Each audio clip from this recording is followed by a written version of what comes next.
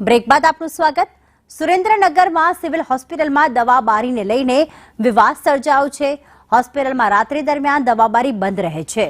દવાબારી બંધ રાખવા મુદ્દે દર્દીઓ કરી રહ્યા છે હોબાળો। સ્ટોર ઇન્ચાર્જ અને ડોક્ટર પણ સામસામે આવી ગયા। સંચાલકો અધિકારીઓ દવાબારી બંધ રાખવા મક્કમ છે। ભાવેશ અમારી સાથે જોડાઈ ગયા છે। ભાવેશ, દર્દીઓને તકલીફ થાય કારણ કે ગમે તે સમયે તેમને દવાઓ લેવાની ફરજ પડે છે, પરંતુ દવાબારી તો બંધ હોય છે। શું વિગતો?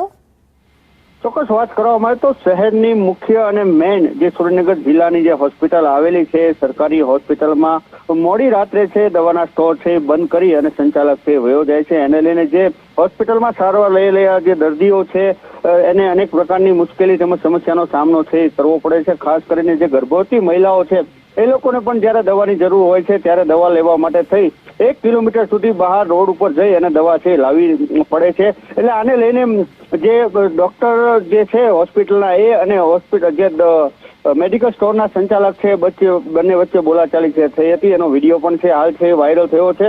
એટલે વારંવાર આવી સમસ્યા છે સુરેન્દ્રનગર શહેરની સિવિલ હોસ્પિટલમાં સર્જાય છે। આરોગ્ય વિભાગને પણ જાણ કરવામાં આવી છે, તંત્રને પણ જાણ કરવામાં આવી છે કે યોગ્ય રીતે રાતે મેડિકલ સ્ટોર છે ખુલ્લા રાખવામાં આવે, જેથી કરીને યોગ્ય દવા કે જે કંઈ જોતું હોય એ દર્દીઓને મળી રહે। જી આભાર ભાવેશ તમામ વિગતો માટે।